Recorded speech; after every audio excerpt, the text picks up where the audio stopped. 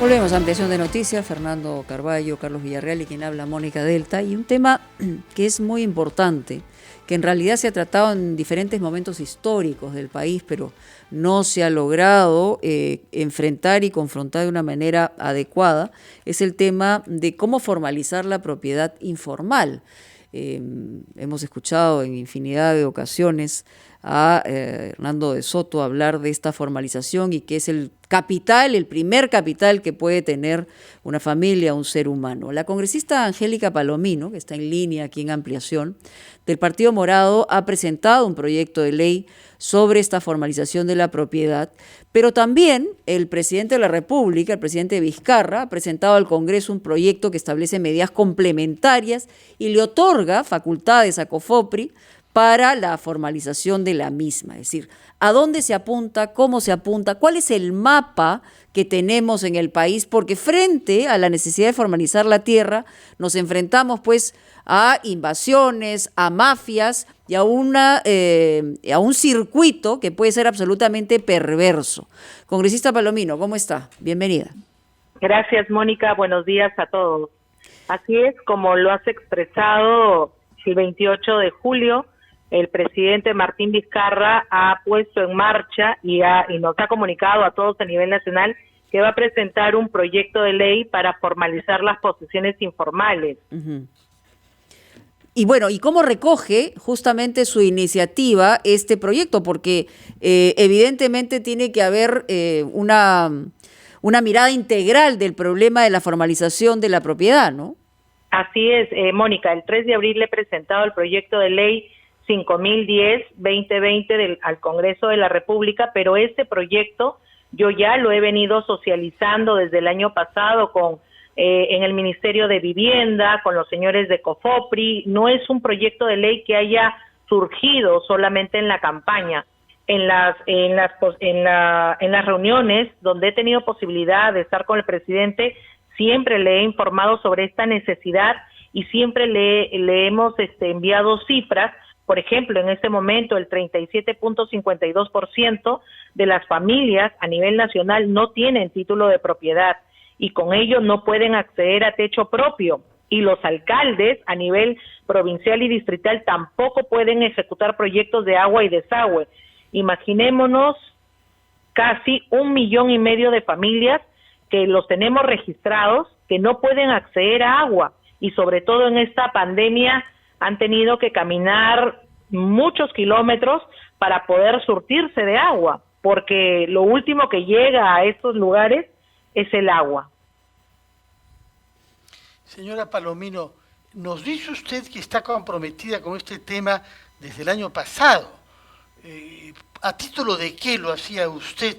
Porque todavía no era congresista, no era posible imaginar que iba usted a impulsar este proyecto de ley.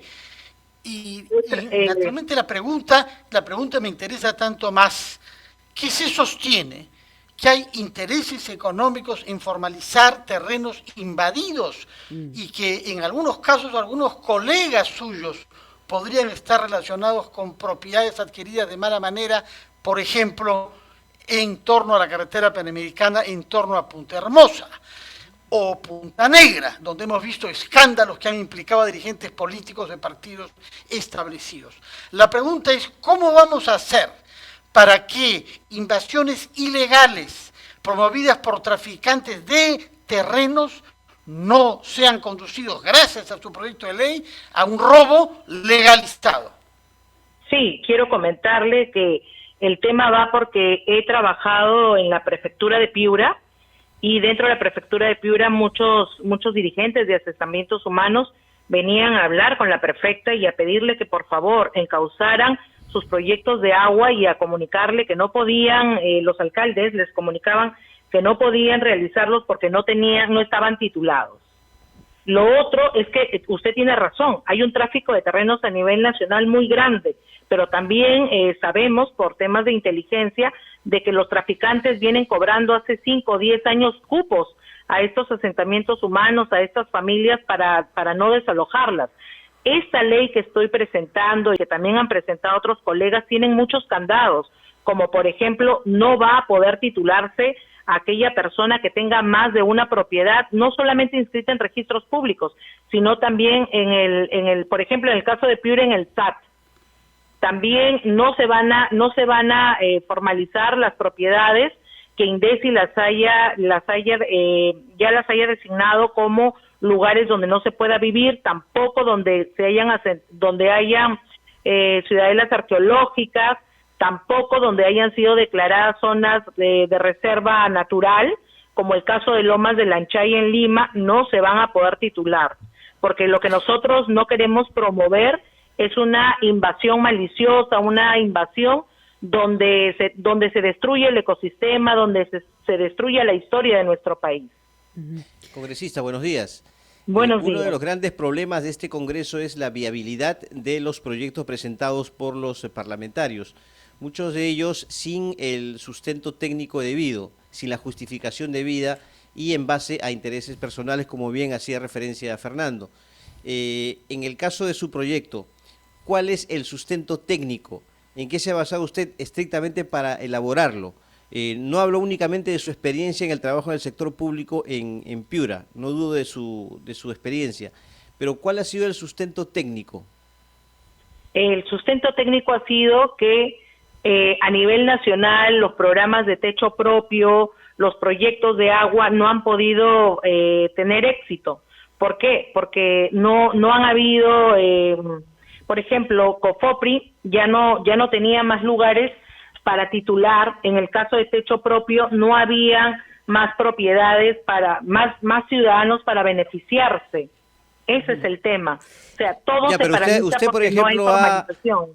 Usted, por ejemplo, ha recurrido a especialistas, ha recibido la opinión de expertos en la materia. Claro que sí. Este proyecto lo hemos venido consultando con el anterior ministro de Vivienda, Rodolfo Yáñez. Su equipo nos ha venido dando insumos. También hemos tenido reunión con los señores de COFOPRI. Por eso es que me imagino que los informes técnicos que tanto el Ministerio de Vivienda como COFOPRI le deben haber alcanzado al presidente, y el presidente debe haber constatado que esto es viable.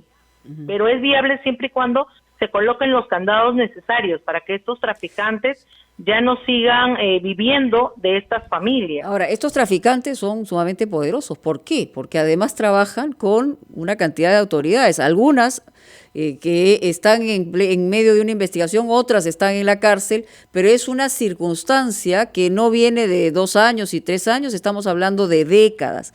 ¿Cómo se disuade también la invasión? Porque muchas veces por un tema de motivación, claro, no tengo terreno, me tengo que ir, me pongo acá, y hay un grupo de mafias que manejan esto como un reloj suizo en realidad, y provocando muchísima violencia. Entonces los candados tienen que estar en eso, por un lado, ver de qué manera se le dota de la titulación a los que verdaderamente llenan los requisitos, y por otro lado se disuade la invasión. Por eso es que estamos pidiendo que sea COFOPRI quien titule, no las municipalidades, sino COFOPRI. ¿Por qué? Porque COFOPRI solamente va a titular a quien esté en posesión, pero no en una posesión que yo llego 3 días antes de que llegue COFOPRI, no, en una posesión hasta el año 2015, que es lo que la mayoría estamos pidiendo, y la mayoría de los que hemos mapeado se han posesionado desde el año 97, 2000, 2005, 2010, o sea, son familias que ya están ahí, no son estos traficantes que tienen solo tapadita la fachada. Por eso es que se está pidiendo que se encargue COFOPRI. Señora Ana Angélica Palomino, yo no he seguido lamentablemente de cerca la campaña en Piura, donde usted fue candidato, pero prensa local piurana dijo que habían varios candidatos con procesos judiciales y se mencionó entre ellos a usted. ¿Ha tenido usted procesos judiciales? No he tenido ningún proceso judicial, nunca lo he tenido. Como sabemos, los adversarios políticos siempre están inventando. Yo les pido a ustedes entrar a la página de la Fiscalía, del Poder Judicial, y verificar si tengo algún proceso. Si no proceso judicial, al menos inicio de investigaciones. No, fueron, sí, cuando fui funcionaria En la primera se tiene. etapa se archivó. Fue una denuncia porque retiré a un psicólogo que estaba acusado de violación de un centro donde estaban los niños. Bueno. Y este psicólogo me denunció en la fiscalía, pero en la etapa de investigación fue archivado porque actué salvaguardando la integridad de estos niños. Muy bien. Congresista Angélica Palomino, gracias por estar en Ampliación de Noticias. Hasta cualquier momento. Muchas gracias, Mónica. Pausa y regresamos.